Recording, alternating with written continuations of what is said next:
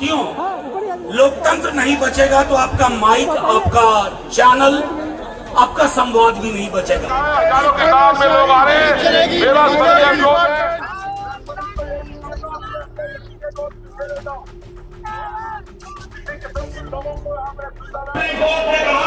चुनाव आयोग का चयन करने के लिए प्रधानमंत्री, विपक्ष के नेता और सुप्रीम कोर्ट के चीफ जस्टिस के जरिए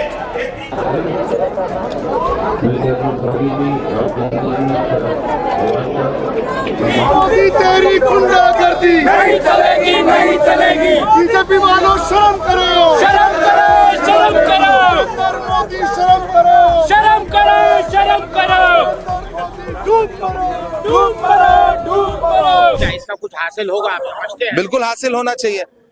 आप मीडिया के जरिए लोकतंत्र को बचाने की लड़ाई लड़िए, हम राजनीति के जरिए लड़ते हैं, दोनों मिलकर लड़ेंगे तो शायद कुछ हासिल निकलेगा। क्या आप समझते हैं कि ये जो आमरियत है, डिक्टेटरशिप, इसके साए जो है इस मुल्क पर गहरे होते जा रहे हैं?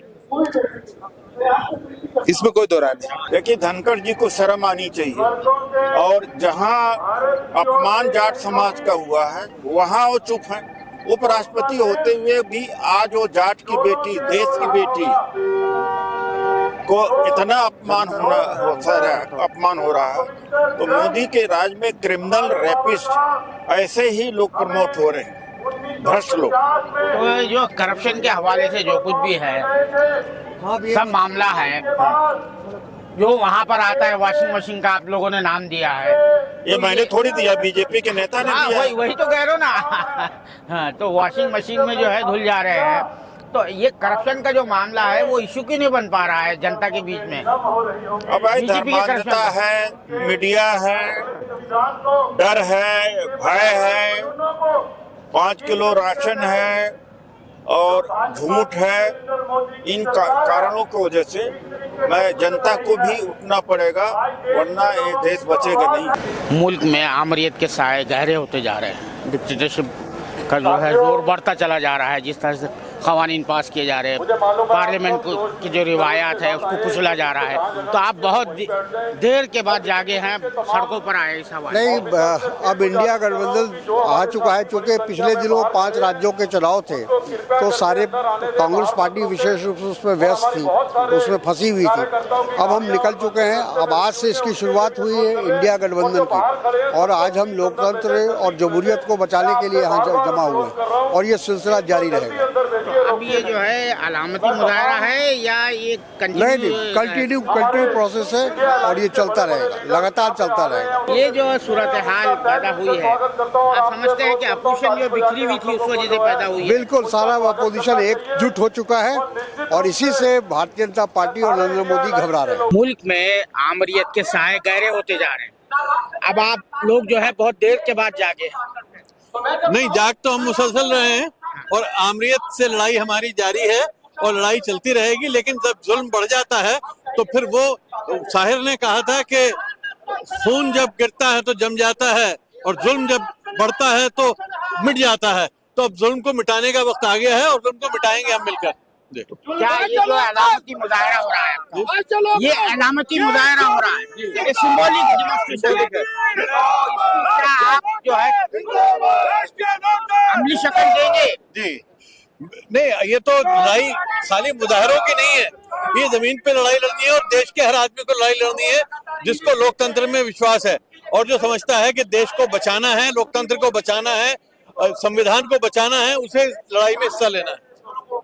कल जो 3 कवानीन जो है, क्रिमिनल लॉज जो है तब्दील कर दिए गए, बगैर किसी डिस्कशन के पास कर दिए गए, तो इसको किस तरह से देख रहे हैं? क्या ये नहीं, बीजेपी तो विश्वास ही नहीं करती लोकतंत्र में, वो तो चाहती है कि बिल्कुल मिट जाए और खत्म हो जाए लोकतंत्र और सारे कानून बुलडोज बाहर भी चला रहे हैं, पार्लियामेंट के अंदर भी चला रहे हैं। और अभी ब्रॉडकास्ट बिल भी आने वाला है, वो उस पर भी बहस हो रही है। आज मुमकिन है आज उस पर ये हो सकता है। चलिए, आता रहेगा, लड़ाई तो अब सड़कों पे होगी। अब पार्लियामेंट की लड़ाई तो खत्म, अब तो इन्होंने पार्लियामेंट में बुलडोजर चला दिया, अब सड़क के ऊपर हमें लड़ना होगा। ಇವತ್ತು ಜಂತರ್ ಮಂತರಲ್ಲಿ ಏನು ಒಂದು ತಾನಾಶಾಹಿ ವಿರುದ್ಧ ಎಲ್ಲ ಒಂದು ಇಂಡಿಯಾ ಅಲಯನ್ಸ್ ಪಾರ್ಟಿಯ ಒಂದು ಹೋರಾಟವನ್ನ ಏನ್ ಮಾಡ್ತಾ ಇದ್ದಾರೆ, ಯಾವ ರೀತಿ 147 ಸಂಸದರನ್ನ ಸಸ್ಪೆಂಡ್ ಮಾಡುವಂತ ಕೆಲಸವನ್ನ ಇವರು ಮಾಡಿದ್ದಾರೆ. ಇತಿಹಾಸದಲ್ಲಿ ಸ್ವತಂತ್ರ ಭಾರತದ ನಂತರ ಈ ರೀತಿಯಾದಂತ ಸಸ್ಪೆಂಡ್ ಮೊದಲನೇ ಬಾರಿಗೆ ಪ್ರಥಮ ಬಾರಿಗೆ ಆಗಿದೆ. ಒಳಗಡೆ ಯಾರು ಕೂತಿದ್ದಾರೆ? ಒಳಗಡೆ ಕೂತಿರೋರು ಯಾರು? ಪ್ರತಾಪ್ ಸಿಂಹ. ಏನೊಂದು ಸೆಕ್ಯೂರಿಟಿ ಲ್ಯಾಪ್ಸ್ ಆಗೋದಕ್ಕೆ ಮೇನ್ ಕಾರಣ ಯಾರು? ಪ್ರತಾಪ್ ಸಿಂಹ. ಅವ್ರು ಒಳಗಿದ್ದಾರೆ. ಎಲ್ಲಾ ಒಂದು ಸಮಾಜದವ್ರಿಗೆ ಧೂಳಿಯನ್ನ ಸಂಸದ ಬಹಳ ಒಂದು ಕೆಟ್ಟ ಶಬ್ದಗಳನ್ನ ಉಪಯೋಗಿಸಿ ಸಂಸದಲ್ಲಿ ಅವನು ಒಳಗ್ ಕೂತಿದ್ದಾನೆ. ಮಧ್ಯಪ್ರದೇಶನ ಆತಂಕವಾದಿ ಅಂತಾನೆ ಹೆಸರಾಸಿಯಾದಂತ ಪ್ರಜ್ಞಾ, ಇವರೆಲ್ಲ ಒಳಗಿದ್ದಾರೆ. ಈ ದೇಶಕ್ಕೋಸ್ಕರ, ಸಾಮಾನ್ಯ ಜನರಿಗೋಸ್ಕರ ಏನ್ ಧ್ವನಿ ಎತ್ತುತ್ತಾ ಇದ್ರು ಅವರೆಲ್ಲ ಹೊರಗಡೆ ಇದ್ದಾರೆ. ಇದು ಇವ್ರದ್ದು ನ್ಯಾಯ. ನರೇಂದ್ರ ಮೋದಿ ಹೇಳ್ತಾರೆ ವಿದೇಶದಲ್ಲಿ ಭಾರತ ಮದರ್ ಆಫ್ ಡೆಮೋಕ್ರಸಿ ಅಂತ ಹೇಳ್ತಾರೆ. ಇಲ್ಲೇನ್ ಮಾಡ್ತಿದ್ದಾರೆ? ಪಾರ್ಲಿಮೆಂಟಿಗೆ ಬಂದು 147 ಜನ ಸಸ್ಪೆಂಡ್ ಮಾಡಿ ಫಾದರ್ ಆಫ್ ಹಿಪೋಕ್ರಸಿ ಕೆಲಸವನ್ನ ಮಾಡ್ತಾ ಇದ್ದಾರೆ. ಇವ್ರಿಗೆ ನಿಜವಾಗ್ಲೂ ಮಾನ ಮರ್ಯಾದೆ ಏನಾರ ಇತ್ತು ಅಂದ್ರೆ ಈ ರೀತಿಯಾದಂತ ಏನು ಅದಕ್ಕೊಂದು ಅಗೌರವ ತರುವಂತ ಕೆಲಸವನ್ನ ಪಾಲಿಸಿ ಮೇಕರ್ಸ್ ಒಂದು ಯಾವ ರೀತಿ ಕಾಣ್ತಿದ್ದಾರೆ ಅಂದ್ರೆ ನಾವ್ ಯಾರು ಯೋಚನೆ ಮಾಡ್ಲಿಕ್ಕೆ ಸಾಧ್ಯನೇ ಇಲ್ಲ. ಇನ್ ಜನಸಾಮಾನ್ಯರನ್ನ ಎಲ್ಲಿ ಇವರು ನೋಡ್ಕೊಳ್ಳೋದಕ್ಕೆ ಸಾಧ್ಯ? ಬಡಬಗ್ರ ಬಗ್ಗೆ ಯೋಚನೆ ಮಾಡೋದಕ್ಕೆ ಎಲ್ಲಿ ಸಾಧ್ಯ? ಇವ್ರೇನಪ್ಪಾ ಅಂದ್ರೆ ಇಬ್ರು, ಅವರು ಮತ್ತು ಅವ್ರಿಬ್ರು ಏನು ಬಿಸ್ನೆಸ್ ಮ್ಯಾನ್ಗಳಿದ್ದಾರೆ ಅವರನ್ನ ಓಲೈಸೋದಕ್ಕೋಸ್ಕರ ಅವ್ರ ವಿರುದ್ಧ ಯಾರೇ ಧ್ವನಿ ಎತ್ತಿದ್ರೆ ಅತಿ ಹೆಚ್ಚಾದಂತ ನಿರುದ್ಯೋಗ ಸಮಸ್ಯೆ ಇದೆ. ನಿರುದ್ಯೋಗದ ಬಗ್ಗೆ ಯಾರು ಮಾತಾಡಿದ್ರೆ ಅವ್ರಿಗೆ ಸಸ್ಪೆಂಡ್, ಬೆಲೆ ಏರಿಕೆ ಬಗ್ಗೆ ಮಾತಾಡಿದ್ರೆ ಅವರು ಸಸ್ಪೆಂಡ್, ಕರಪ್ಷನ್ ಬಗ್ಗೆ ಮಾತಾಡಿದ್ರೆ ಅವರು ಸಸ್ಪೆಂಡ್. ಪ್ರತಿ ಒಂದು ವಿಚಾರದಲ್ಲೂ ಸಸ್ಪೆಂಡ್ ಅನ್ನ ಮಾಡೋದನ್ನ ಒಂದು ಅಸ್ತ್ರವನ್ನ ಮಾಡ್ಕೊಂಡಿದ್ದಾರೆ. ಚುನಾವಣೆ ಬಂದ್ರೆ ರಾಜ್ಯಗಳಲ್ಲಿ ಇಡಿ, ಸಿಬಿಐ, ಐಟಿನ ಯಾವ ರೀತಿ ಅಸ್ತ್ರವಾಗಿ ಉಪಯೋಗಿಸ್ತಾರೆ, ಈಗ ಪಾರ್ಲಿಮೆಂಟ್ ಅಲ್ಲಿ ಹೊಸದಾದಂತ ಒಂದು ಇದನ್ನ ತೆಗೆದುಕೊಂಡ್ ಬಂದವ್ರೆ. ಇವ್ರು ನಿಜವಾಗ್ಲೂ ಏನಾರ ಸ್ವಲ್ಪ ಪಾರ್ಲಿಮೆಂಟ್ ಬಗ್ಗೆ ಏನಾರ ಗೌರವ ಇದ್ರೆ, ಏನಾರ ಸಂಸದ್ರ ಮೇಲೆ ಏನಾರ ನಿಜವಾಗ್ಲೂ ಗೌರವ ಇದ್ರೆ, ಈ ಪ್ರಜಾಪ್ರಭುತ್ವಕ್ಕೆ ಅವ್ರೇನಾರ ಒಂದು ಮಹತ್ವ ಏನಾರ ಕೊಡೋದಿದ್ರೆ ಈ ರೀತಿಯಾದಂತ ಏನು ಒಂದು ಹಿಟ್ಲರ್ ಆಡಳಿತವನ್ನ ನಿಲ್ಲಿಸಬೇಕು. ಎಲ್ಲಿವರೆಗೂ ನಿಲ್ಸಲ್ಲ ಅಲ್ಲಿವರೆಗೂ ಏನ್ ಇಂಡಿಯಾ ಅಲೈನ್ಸ್ ಎಲ್ಲಾ ಪಾರ್ಟಿಗಳು ಏನ್ ಅಲೈನ್ಸ್ ಪಾರ್ಟಿ ಇದೆ ಎಲ್ಲರೂ ಬಹಳ ದೊಡ್ಡ ಮಟ್ಟದಲ್ಲಿ ಹೋರಾಟವನ್ನ ಮಾಡ್ತೀವಿ. ಹೋರಾಟವನ್ನ ಮಾಡಿ ಒಂದು ದೊಡ್ಡ ಇದರಲ್ಲಿ ಮುಂದಿನ ದಿನಗಳಲ್ಲಿ ಇವ್ರಿಗೆ ಸರಿಯಾದ ಬುದ್ಧಿಯನ್ನ ಕಲ್ಸೋ ಅಂತ ದೇಶದ ಜನ, ಯುವಕರು ಎಲ್ಲರೂ ಸೇರಿ ಮಾಡ್ತಾರೆ ಅಂತ ನಾನು ಹೇಳಿಕೆ ಇಚ್ಛೆ. मैं आपको साफ शब्दों में कहना चाहती हूँ, न्यायपालिका का काम न्यायपालिका का है, न्यायपालिका करेगी, लेकिन न्यायपालिका को भी दबाने का काम, देश के काला इतिहास आज रच दिया गया। कभी आपने देश के इतिहास में ऐसा सुना है कि इतने सारे सांसदों को एक साथ निलंबित कर दिया? अगर सांसद को किसने चुन के भेजा है? भाजपा ने चुन के नहीं भेजा है उनको आम जनता ने चुन के भेजा है। और आम जनता के चुने हुए सांसदों को निलंबित करने का अधिकार आपको किसने दिया? अगर आप संसद में वो जनता की आवाज बुलंद नहीं करेंगे, अपनी लोकसभा की जनता की आवाज नहीं रखेंगे, मुख्य मुद्दों को नहीं रखेंगे, जब विपक्ष खत्म कर दोगे आप, तो कैसे जनता की लड़ाई लड़ी जाएगी? ये बातें बार बार आ रही है सामने कि कांग्रेस का जो रवैया था इलेक्शन में, वहां पर वो सॉफ्ट हिंदुत्व पेडल कर रही थी, वो हार्ड हिंदुत्व, ये सॉफ्ट हिंदुत्व। तो आप कैसा लड़ोगे बीजेपी से? देखिए, ये तो भाजपा का प्रोपेगेंडा है, झूठ फैलाती है कांग्रेस पार्टी पूरी। आपकी जो पार्टी के जो लोग भी है वो भी कह रहे हैं, और कोई नहीं कह रहा हमारे पार्टी का, नहीं हमारे पार्टी का कोई व्यक्ति ऐसा नहीं कह रहा। पूरी कांग्रेस पार्टी ने दिन रात काम किया है। पिछले बार भी हमारी सरकार आई थी मध्य प्रदेश में, और विधायक खरीद के लोकतंत्र की हत्या करके हमारी सरकार गिराई थी। इस बार भी हमको वोट बैंक अच्छा मिला है, कुछ परसेंटेज ही कम है बीजेपी से, ऐसी कोई बात नहीं है, जनता हमारे साथ है। अच्छा, ये साक्षी मलिक का जो केस हुआ सामने आया है, अब इसको नहीं कहा जा रहा है कि जाटों की जो है तो वो हुई है, तौहीन हुई है, बेइज्जती हुई है, जैसा कि ये भाजपा जो है ना, ये जाति के नाम पर, धर्म के नाम पर ना ट्विस्ट करना, खेलना बंद कर दे। ये भाजपा का खेल चल रहा है। जाति के नाम पे अब जनता अवेयर हो गई है, इसका खेल नहीं चल पाएगा अब ये। अच्छा, ये जो नौजवानों ने जो सिक्योरिटी ब्रीच किया, इस पर क्या कहेंगे आप? ये इस पर सरकार बयान देने के लिए तैयार क्यों नहीं हो रही है? मैं आपको क्लियरली ये बताना चाह रही हूँ कि जब भी भाजपा के कृत्य सामने आए हैं, काले चिट्ठे सामने आए हैं, तो उसने हमेशा दूसरी पार्टियों को टारगेट किया है और सारा व्यू मोड़ने की कोशिश की है। जब मणिपुर जल रहा था तब भी भाजपा मौन थी, आज संसद जल रहा है, संसद में हमला हो रहा है, तब भी भाजपा मौन है। और जब हमारे सांसद आवाज उठाते हैं तो उनको उनका मुंह दबाकर निलंबित कर दिया जाता है। मन की बात करने वाले मुंह की बात नहीं चलने देते, तो मन की बात क्या चलने देंगे? कि वो जो अरे है- ना कोई जाट से ना कोई ब्राह्मण, सारे अपने पेट की दुकान चला रहे थे। अरे वो जो साक्षी मलिक ने जो है कह दिया कि मैं अब खेलूंगी अरे नहीं। तू साक्षी मलिक नहीं, इस देश की बेटी जो भी नौकरी कर रही है उनके लिए जो होने से वो अपना चक्रा करे। ये आंगनबाड़ी में जितनी महिला से ये अगर मुंह खोल देते अरे उनकी 4-5 हजार रुपए की नौकरी। उपराष्ट्रपति जो है वो जाट है, वो कुछ नहीं राष्ट्रपति करेगा। की थे, वो हमारे पैर पकड़ने वाला चुक रखे है, जो जबरदस्ती तुम पे थोप रखे है। ये हमारे पैर पकड़ते हैं तो उन्हें राष्ट्रपति कैसे? तू देश का नागरिक नहीं है, सरकारी में सेवा में तो तू राष्ट्रपति कहेगा? हमारे तो पैर पकड़ने वाला चुक रखे है। अपने अधिकार जानो। अनैतिक कार्यों के कारण हनुमान ने लंका में पटनगर आना पाया था, जबकि सारी चीज जाना था। क्यों? वो तो कहानी है, वो कहानी नहीं है, वो कहानी है। मैं कहानी संविधान के मुताबिक इस देश के मालिक नागरिक हैं और नागरिक इतने गधे हैं, नौकरी तो अपना स्थान दे हैं तो काम इनका बाप करेगा। अज्ञानी जाएगा उसका तो ऑनर शोषण होगा। ये जवान जितने खड़े हैं इनका सबका शोषण होने लग रहा है। अरे खड़े हैं। देश में बहुत गद्दारी हो रहा है, गद्दारी हो रहा है। हाँ, बच्चे हमारे पढ़े लिखे एमए कर रखा है, हाँ। नौकरी नहीं मिलता है, दर दर का ठोकरे फैक्ट्री में खाते हैं। हम घर में बैठे औरतों को कोई काम रोजगार नहीं है, ये हम करते हैं। घर में रोटी चूल्हा करने से दिन जाएगा? बच्चों को रोटी मिलेगा? नहीं मिलेगा ना।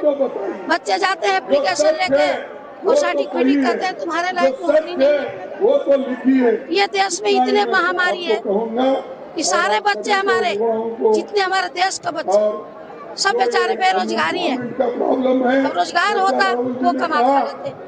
आज 10 साल से कोई रोजगार नहीं मिला। अनुराग ओझा जी, ये जो रैली हुई है आपको कैसा लग रहा है?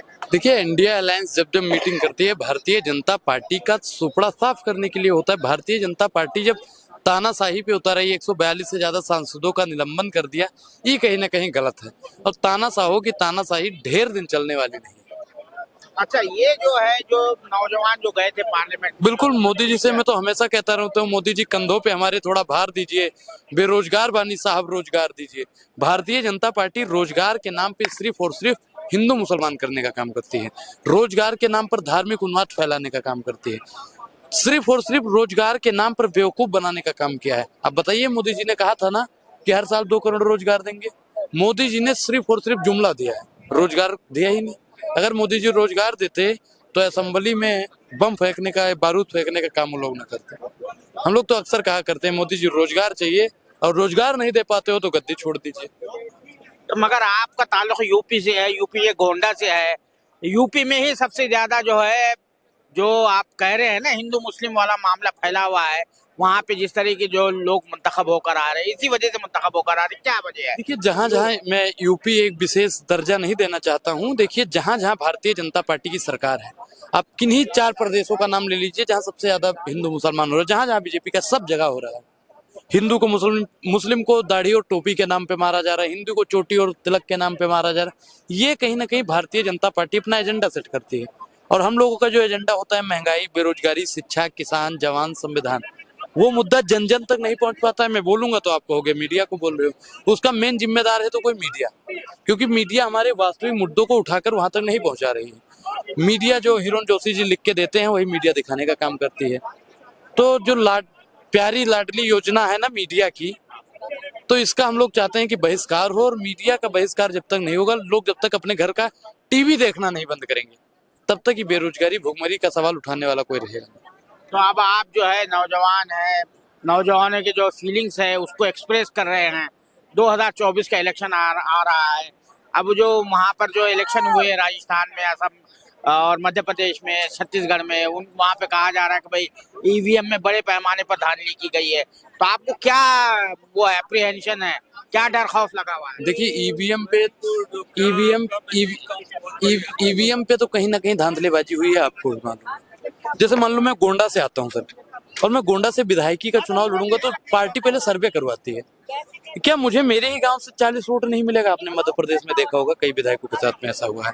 आप बताइए कि भारतीय जनता पार्टी के संरक्षण में ऐसा ईवीएम में पता नहीं कौन सी धांधली कर देता है कि बीएसपी के एक नेता ने अपना वोट डाला, उसे अपना ही वोट नहीं मिला। ये बेईमानी है कि नहीं है? तो भारतीय जनता पार्टी हमेशा बेईमानी से चुनाव जीतती आई है, और ये बेईमानी ज्यादा दिन चलने वाली नहीं है। अच्छा, ये आप गोंडा से ताल्लुक रखते हैं, ब्रजभूषण जी जो है वो वहीं से ताल्लुक रखते हैं, तो क्या है, क्या मामला है वहाँ पर? देखिए वो ब्रजभूषण जी का मामला कोर्ट में चला गया है, मैं उस पर कोई हस्तक्षेप नहीं करना चाहता हूँ। अब वो जो कोर्ट करेगा हम उसे स्वीकार करते हैं। तो आप नौजवानों को आप किस तरह से कनेक्ट करेंगे? आप जो बात बता रहे हैं, जो मसला है, देखिए हमारी बात आप लोग पहुंचा रहे हैं। मैं बोलता हूँ महंगाई है, बेरोजगारी है, किसान आए दिन आत्महत्या कर रहा है, महिलाओं का आए दिन शोषण हो रहा है। आप लोग हमारी बात को उठा रहे हैं, इससे और बेहतर हमें क्या चाहिए? प्रधानमंत्री नरेंद्र मोदी जी सदन से तो भाग चुके हैं, अब भगौड़ों का, लतखोरों का देश में अब जरूरत नहीं है। लेकिन लोग तो कहते हैं वो जो हमारे डिप्टी चेयरमैन साहब है जयदीप धनखड़ साहब, उनको तो योग पुरुष कहा था, कोई भगवान कहता है मोदी जी को। देखिए, जब वो एक उपराष्ट्रपति पद की गरिमा होती है, जब कोई व्यक्ति अपनी गरिमा को लांघ जाए तब उसकी मिमिक्री होती है।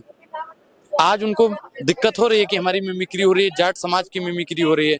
मैं धनखड़ साहब से पूछना चाहता हूँ, तमाम मीडिया के बंधुओं से पूछना चाहता हूँ जो कह रहे हैं कि जाट समाज का अपमान हुआ है, तो जो किसान धरने पर बैठा था वो जाट समाज से नहीं था क्या? 750 से ज्यादा किसानों ने शहादत दी, क्या वो जाट समाज से नहीं था क्या? आप बताइए कि इसी जंतर मंतर पे हमारी बहनें, किसान पहलवान बेटियां धरने पर बैठी थी, उनका तंबू तिरपाल उखाड़ दिया गया। आपको मालूम है कि शौचालय जो बना था उसको भी उखाड़ दिया गया। क्या बताइए, वो जाट समाज का अपमान नहीं था? अब धनखड़ साहब को बोल दिया तो जाट समाज का अपमान हो गया। अब बताइए, अगर ऐसे ही अपमान होता है तो डिम्पल यादव जी को भी सदन से बाहर निकाल दिया गया, वो तो यादव समाज का अपमान है। मनोज झा को संसद से निकाल दिया गया, वो तो भाई सवर्ण समाज का अपमान है। बताइए कि इमरान प्रतापगढ़ी जी को निकाल दिया गया, वो तो मुस्लिम समाज का अपमान है। ये समाज का अपमान, जातिवाद अपमान, ये भारतीय जनता पार्टी शुरू से करती आई है, और 142 सांसदों को निकाला गया है। आपको मैं एक चीज बता दूं कि एक सांसद को तकरीबन 10 लाख से ज्यादा जनता चुनती है। अब आप गणित लगाइएगा कि 142 को निकाला गया है तो देश की कितनी जनता को निकाला गया है, आप सोचिएगा जरूर और कल्पना भी कीजिएगा। तो अब ये जो है ना, मोदी साहब को जो है योग पुरुष, कोई भगवान कह रहा है, तो ये इस तरह की जो, मैं नहीं मानता। अरे वो भगवान का, कौन से भगवान का रूप है भाई मोदी? किस भगवान ने अपनी पत्नी का परित्याग किया है? बताइए आप, किस भगवान ने किया है? भगवान विष्णु की ये बात करते हैं जो हमेशा लक्ष्मी जी को अपने साथ में रखने की बात करते थे। क्या ये अनाप शनाप में उस बातों में ज्यादा विश्वास नहीं रखता हूँ। राम ही भगवान है, ईश्वर अल्लाह एक है राम रहीम, काशी काबा एक है राम रहीम, ईश्वर अल्लाह तेरो नाम सबको सम्मत दे भगवान, रघुपति राघव राजा राम पतित पावन सीताराम। देश में जो फिर से अंग्रेजों का दौर आया है, हमारे शक्ल में, हमारे रंग में, उसे मारना बड़ा मुश्किल हो रहा है। हम उसका खात्मा करने आए हैं, इंडिया और मोहब्बत की दुकान खोलने आए हैं। तो ये जो है, जो इश्यूज यहाँ पे रेस किए गए हैं, वो आवाम से कनेक्ट क्यों नहीं हो पा रहे हैं? आवाम बेचारी इतनी मजबूर हो चुकी है कि उसके पास कोई रास्ता नहीं है वोट देने के अलावा, और वोट देने का रास्ता उनसे छीन लिया गया है, क्योंकि अब ईवीएम इज वर्किंग। आप कहते हैं तेलंगाना आपको दे दिया, सच्चाई है तेलंगाना में उनका था क्या? पंजाब में उनका क्या था? जहाँ उनका कुछ नहीं होता है वहाँ वो दे देते हैं, और जहाँ कुछ होता है वहाँ अपना सब कुछ ले लेते हैं, क्योंकि 100% ये फ्रॉडिज्म है, ये लोकतंत्र के खिलाफ काम है, और लोकतंत्र में जनता इसे बिल्कुल बर्दाश्त नहीं करेगी। मोदी जी तानाशाही कर रहे हैं और हमारे 142 सांसदों को आउट कर दिया सदन से। ये बहुत ही लोकतंत्र के लिए बहुत ही घातक है, और हम सब के लिए भी घातक है, संविधान के लिए भी घातक है। क्यों नहीं मोदी महंगाई के ऊपर बात करता? क्यों नहीं मोदी युवाओं के रोजगार की बात करता? क्यों नहीं महिला सुरक्षा की बात करता? आज देश त्राही त्राही कर रहा है, युवा बेरोजगार के लिए त्राही त्राही कर रहा है। हम जैसी महिलाएं जो महंगाई है उससे त्रस्त है बहुत ज्यादा, और महिला उत्पीड़न इतना हो रहा है, इतना ज्यादा हो रहा है, कभी किसी प्रदेश में हो रहा है, कभी किसी प्रदेश में हो रहा है। तो पीएम तो अपने देश का है ना, वो देश को क्यों नहीं बचा रहा है? हम महिला सुरक्षित नहीं है, वैसे कह देते हैं रात को सुरक्षित, हम सुरक्षित नहीं है। वो साक्षी मलिक ने जो है खेलने से इनकार कर दिया। बिल्कुल कर दिया, क्योंकि वो उसका साथी है, उसका साथी आ गया तो उसी का राज आ गया। वो फिर वही उत्पीड़न होगा महिलाओं का, हमारी बच्चियों का, तो इसीलिए वो पीछे हट गए। अपना लक्ष्य, अपना जीवन, उज्जवल भविष्य उन बच्चों ने ताव पे लगा दिया, बेचारियों ने घर बैठ गई। वो देखो कितना घिनौना कार्य हो रहा है। मोदी जी ने क्या सोचा? एक बार भी नहीं सोचा। देश के लिए खतरा है, संविधान के लिए खतरा है, लोकतंत्र के लिए खतरा, हम महिलाओं की सुरक्षा नहीं है, हमारे लिए खतरा। मध्य प्रदेश में जो इलेक्शन हुआ और यहाँ पर आप यहाँ पर जो है जो तकरीरें सुन रहे हैं, क्या आप फर्क महसूस कर रहे हैं? जी, हर समस्या का समाधान हिंदू और मुसलमान आपस में लड़ा कर इस देश को गुलाम बना दिया है। आवाज दबाने का जो काम भारतीय जनता पार्टी और सरकार ने करा है आपके सामने है। इतिहास में ऐसे अनेकों काम करके मोदी जी भारत देश की राजनीति में अमर होना चाहते हैं, जो आज तक के इतिहास में कभी हुआ नहीं। देश की पार्लियामेंट में के सदस्यों को 150 करीब सदस्यों को पहली बार इतिहास में निलंबित करा है, और उनका विरोध क्या था कि संसद की सुरक्षा में ब्रीच जो हुआ, जो उसके खिलाफ भी संसद का सदस्य भी नहीं बोल रहा। जैसा भी राहुल गांधी जी ने कहा कि एक सांसद को निलंबित करना सिर्फ एक व्यक्ति को निलंबन नहीं है, करोड़ों जनता, जो इस देश की 60% जनता के का मुंह बंद करने का काम आज मोदी ने करा है, और ये तानाशाही निरंतर जारी है। लोगों को आप जो है मध्य प्रदेश से आए हैं यहाँ पर, मध्य प्रदेश में जो इलेक्शन हुआ है वहाँ लोगों को क्या फीलिंग है? बहुत से लोग कह रहे हैं कि ईएम की वजह से हुआ, क्या फीलिंग क्या है? जी, मध्य प्रदेश के अंदर जो अंडर करंट हम महसूस कर रहे थे, जो आंकड़े आए हैं, इसके लिए तो भारतीय जनता पार्टी के लोग भी प्रिपेयर्ड नहीं थे। भारतीय जनता पार्टी के जो कैंडिडेट हमारे साथ काउंटिंग में थे, वो हैरत में थे कि हमें इतनी सीटें कैसे आ सकती हैं, जबकि लाडली लक्ष्मी अगर वो उसका श्रेय दे रहे हैं, तो फिर दूसरी जगह पे ऐसा कैसे हुआ?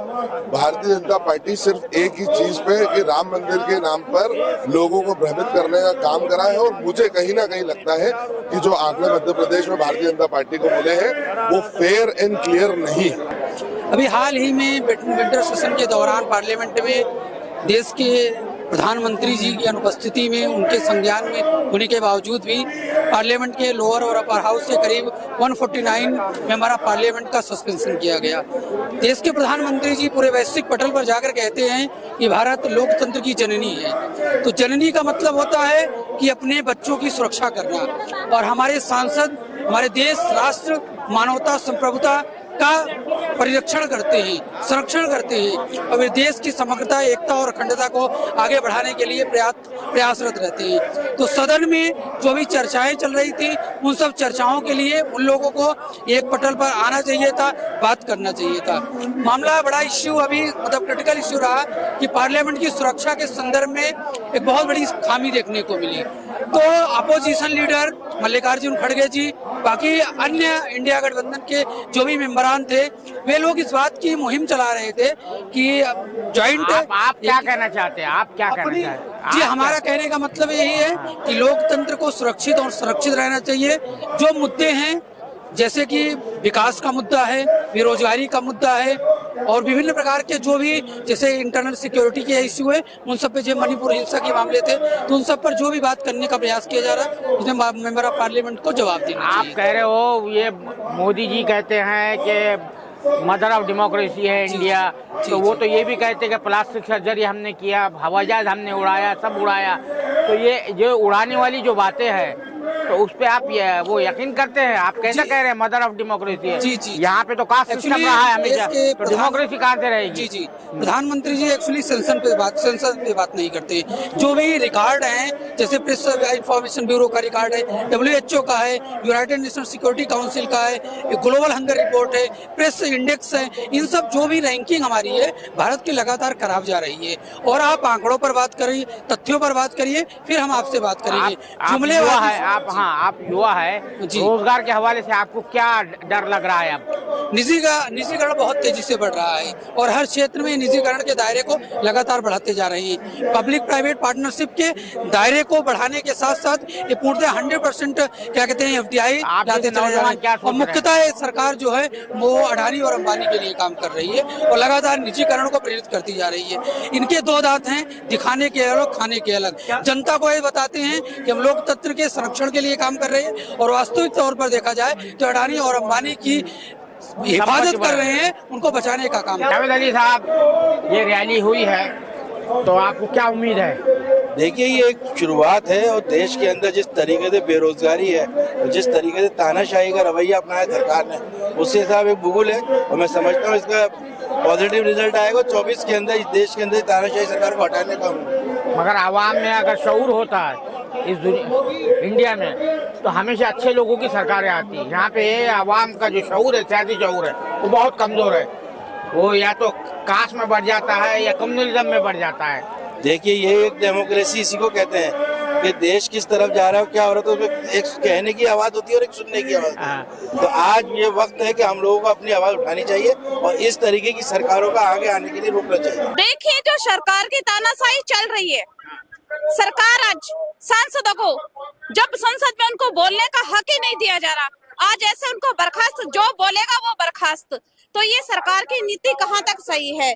ये तो उनका वो है कि तानाशाही चल रही है सिर्फ। को के समझ में आएगा कि आज लोकतंत्र बिल्कुल ही खत्म हो रहा है, उसका मर्डर किया जा रहा है, तो लोगों के बात तो समझ में आना जरूरी है ये, क्योंकि इश्यूज डाइवर्ट करने का काम किया जा रहा है आज। ये जो है आपकी जो तंजीम है, पटेल साहब जो है दूसरी तरफ चले गए हैं और वहाँ पर जो है आपके नवाब मलिक साहब है, तो वो लोगों को जो है अंदर लेने के मामले में जो नई सरकार जो बनी है, महायुति की सरकार बनी है, तो उसको किस तरह से देखते हैं? दोनों का जो है लिंक बताए जाते हैं कि अंडरवर्ल्ड डॉन से है, फला है, जिस तरह की बात है। ये सब बेकार बातें हैं और ये सब अननेसेसरी पॉलिटिक्स है। आज हमने बेरोजगारी की बात करनी चाहिए। बेरोजगारी का सवाल लेके आज पार्लियामेंट तक लोग आ जा रहे हैं, उस पे बात नहीं होगी, हम डाइवर्ट ही करेंगे क्या इश्यूज? ये जो है आप क्या समझती है कि जो होम मिनिस्टर साहब जो है बयान देने से क्योंकि वो अड़चन में है और लोग वही ये सोच रहे हैं कि आज बेरोजगार वहाँ पार्लियामेंट तक पहुँच गए हैं, अगर रस्तों पर उतर जाए तो क्या हाल होगा, वो इसलिए आज हिचकिचा रहे हैं बात करने की। इस वक्त मुल्क में आमरीत या डिक्टेटरशिप के साए गहरे होते चले जा रहे हैं। जिस तरह पार्लियामेंट काम कर रही है, पार्लियामेंट में जो कवानीन पास किए जा रहे हैं एक तरफा तौर पर बगैर किसी बहस मुबाहिसे के, उस पर तुर्रा तमाशा ये है, तुरफा तमाशा ये है, उस पर तुरफा तमाशा ये है कि जो अरकान पार्लियामान है, जो मुंतखब होकर आए हैं, लाखों वोटों से मुंतखब होकर आते हैं, उनको ठोक के हिसाब से मुअत्तल किया जा रहा है। किसी को जो है बिल्कुल बर्खास्त कर दिया जा रहा है, उसकी रुकनियत ख़त्म कर दी जा रही है। पहले राहुल गांधी की भी रुकनियत जो है एक अदालती हेर पेज के जरिए ख़त्म कर दी गई थी। फिर दूसरी जो खातून है महुआ बित्रा, टीएमसी की जो खातून है, उसकी जो उन्हें जो है बिल्कुल उनकी जो है रुकनियत बिल्कुल ख़त्म कर दी गई है, रद्द कर दी गई है। उन पर जो उनको जो है अपने मौका पेश करने का भी मौका नहीं दिया गया है। तो इस जो सरमाई सेशन के दौरान जिस तरह जो है सवाल पूछने पर जो अपोजिशन के अरकान जो सवाल पूछना चाह रहे थे कि भाई वज़ीर दाखिला, होम मिनिस्टर अमित शाह साहब जो पार्लियामेंट सिक्योरिटी की जो ब्रीच हुआ है, एक बड़ा संगीन वाक़या है, उस पर बयान दे, तो उसके खिलाफ एक्शन लेते हुए राज्यसभा और लोकसभा के दोनों स्पीकर ने, जो एक स्पीकर और जो डिप्टी चेयरमैन जो होता है राज्यसभा और लोकसभा का, वो एक रेफरी होता है, गैर जानिबदार पर्सन होता है, जो हाउस को जो है अपोजिशन और जो रूलिंग पार्टी दोनों के अरकान के साथ बराबर जो है इंसाफ करता है। लेकिन इन दोनों ने जो है तकरीबन 146 अरकान पार्लियामान को दोनों हाउस से, दोनों ऐवानों से मुअत्तल कर दिया। तो ये एक हिंदुस्तान की तारीख में अजीब व गरीब वाक़या है। ये पूरे जो 70 साल की जो डेमोक्रेसी है यहाँ पे, जब से डेमोक्रेसी आई है, उसमें पहला वाक़या है। और ये हमारे वज़ीर-ए-आज़म मोदी साहब जो है दुनिया में जा के कहते हैं कि ये जो है इंडिया जो है मदर ऑफ डेमोक्रेसी है। ये ये ऐसी चीज़ें घड़ने में वो माहिर है, जैसा कि वो कहते हैं कि इंडिया ने जो है प्लास्टिक सर्जरी ईजाद की, वो हवाई जहाज पहले बनाया, इंटरनेट भी जो है ये इनका जो युग था उसमें ईजाद किया गया। तो उसी तरह इन्होंने ये एक नई इस्तिलाह घड़ ली है कि मदर ऑफ डेमोक्रेसी है, मदर ऑफ डेमोक्रेसी है। लेकिन जाहिर बात है आपने ये इस्तिलाह घड़ी है, ये टर्म घड़ी है और उसके मुताबिक आप बिल्कुल काम नहीं कर रहे हैं। बिल जो है जिस तरह से वो वहाँ पर बगैर किसी बहस व मुबाहिसे के पार्लियामेंट में पास हो रहे हैं, जो कल 3 खतरनाक बिल पास किए गए फौजदारी क़वानीन के मुतालिक, वो बड़े संगीन खतरात लिए हुए।